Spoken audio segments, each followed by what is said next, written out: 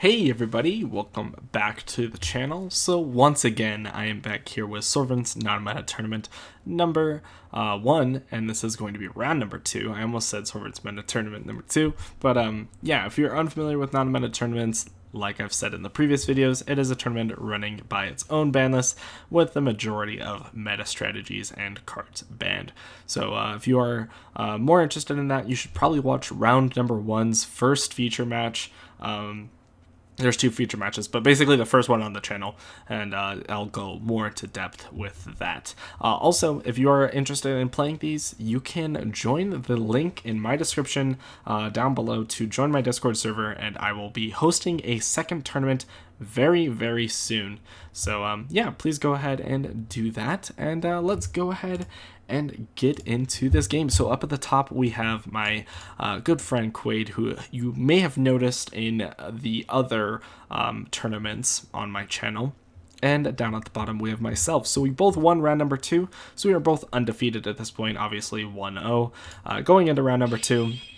And it looks like I won the dice roll, so I'm going to be opting to go first. So, as you probably know in the title, I am on ABC, and he is on Zing Metalfoes. So, a very similar deck to the one that was showcased in the previous video. However, this is a completely different player and a completely different take on the deck, because this is running more of a Tenyi engine, which is really interesting. But we're going to be starting off with a Sea Crush Wyvern. Unfortunately, in my opening hand, I did not open a single copy of Union Hanger, but that is completely okay because I'm going to be using Unauthorized Reactivation, which is essentially another copy of Union Hanger. So it's going to be using Driver, and Driver is going to be banishing itself to get into B. B is going to be summoning itself, and I'm going to link them off into an IP Masquerena, then using B's effect to go ahead and add A from the deck to the hand. I can go ahead and summon this Galaxy Soldier out of the hand by discarding the A, and then I can use it to get a search for a second Galaxy Soldier, banishing A, B, and C from my graveyard into a ABC Dragon Buster. So this is a really interesting board because I have a Masquerena that can use this with Buster as well as my Galaxy Soldier. So worst case scenario, I just link off the Galaxy Soldier and the IP Masquerade into Unicorn. Best case scenario, I banish something, tag out Buster, and link everything off into something big like a Borreload. But he's going to go ahead and set a 9 Pillars of the Zing, and he's going to be normal summoning Bixie and then using Gold Driver's effect to destroy the Bixie. And I'm going to be using Dragon Buster to get rid of the Gold Driver, since there's no reason for me not to. And then Dragon Buster is going to be tagging out into an A, B, and C from the Banish Zone. I actually technically could have also grabbed a Driver, since the ABC Dragon Buster does not specify which Union monster, or it has to be what they have to be. They just have to be 3 Light Machine Unions, so you can technically bring back Union Driver, and I could just overlay it with Soldier into an Infinity. But in this case, it didn't really matter.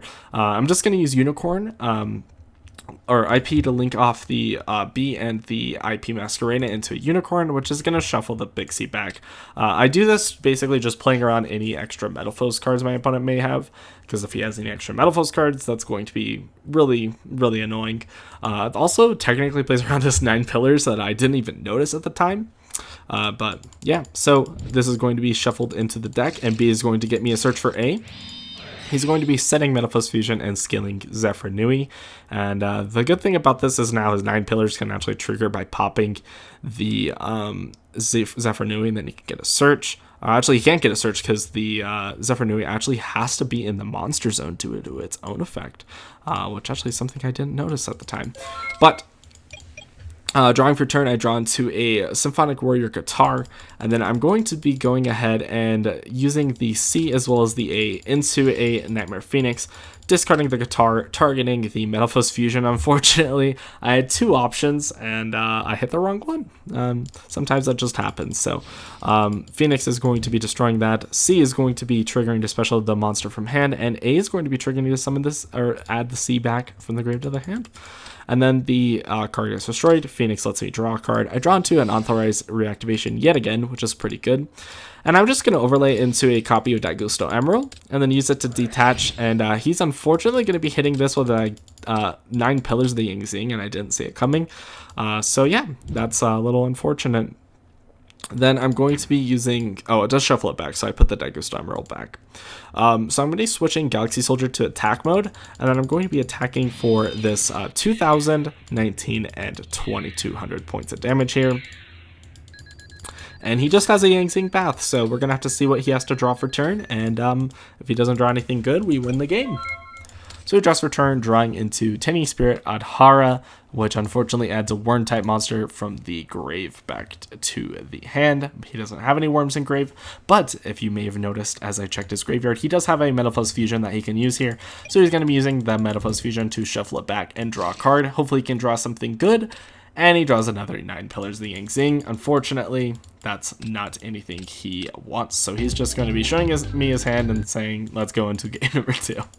So moving on into game number 2, he's going to be opting to go first, which makes completely sense. I mean, he's playing tons of trap cards and everything like that. So Vashuda is going to be coming down, and then he's going to be normal summoning the Tenyi Spirit Adhara, and then synchroing into a copy of the Draco Berserker of the Tenyi.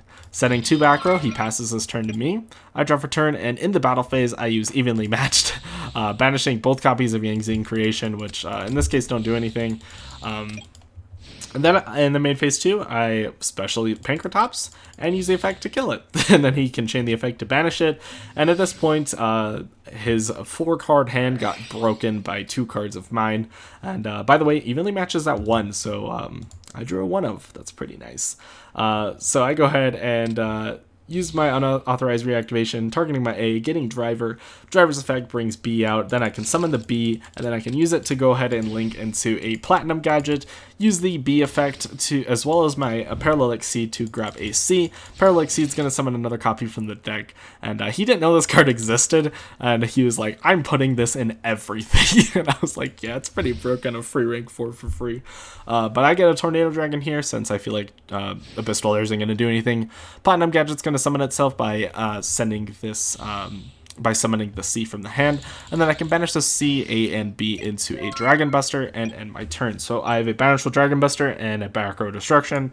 So he's going to go ahead and normal summon Gold Driver, and I didn't see this coming, but he just used Vashuda to go ahead and target my Tornado Dragon, which makes complete sense, so it goes away. And then he uses the Adhara. I could have played around this completely just by banishing the Gold Driver, since he has to control a face-up non-effect monster, so I could have just banished the Gold Driver, and then he would have never been able to do any of this, but it doesn't really matter. So Gold Driver is going to do a whole lot, and I was like, yeah, that's fine, whatever. Gold Driver is going to kill Platinum Gadget. It's fine, I'll take 300 damage. Platinum Gadget's going to summon Silver Gadget, which unfortunately I messed up with my deck list, and I only played 1 Gadget, and it was Silver Gadget. If I was playing 1 Gadget, I would have obviously played Gold Gadget, since it's bigger and better. So I really should have just played Gold Gadget instead of Silver Gadget. I thought I pressed both of them, so I thought both of them were actually in my list, but they weren't. So unfortunately I had to play with the list that I signed up with, so I couldn't change it. ABC Dragon Buster is going to use the effect to tribute itself in the end phase, and I believe that I also got rid of the Vashuda off the field.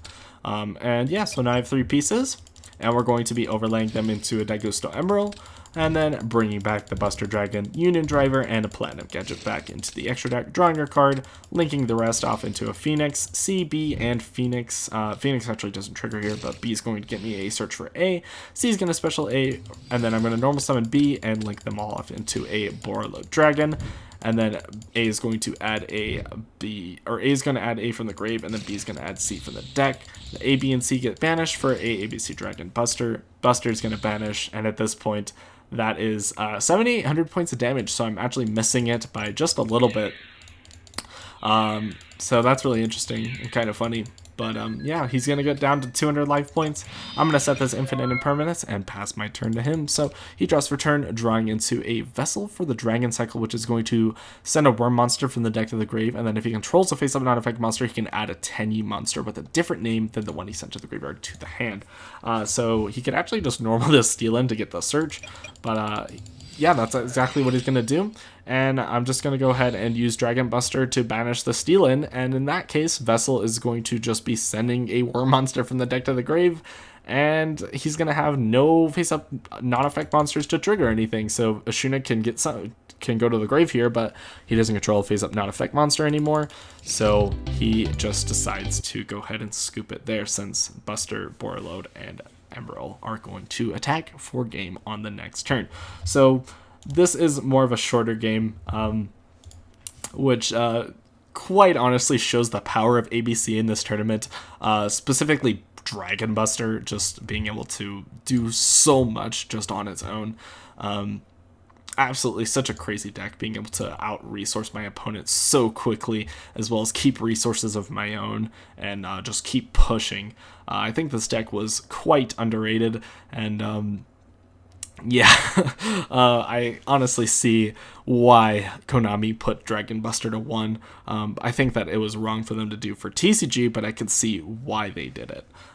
But yeah, that's going to be doing it for today's video, and yeah, I hope you guys enjoyed, and I will be showing you guys in the next one another match from round number 2, and this is a match that you've actually seen both of these players, Goofy Ghost as well as Conman. So if you aren't familiar with this, one of them played Crusadia, one of them played Dark Magician, so that's going to be in next video. And yeah, I hope you guys enjoyed this video, and I will see you guys later.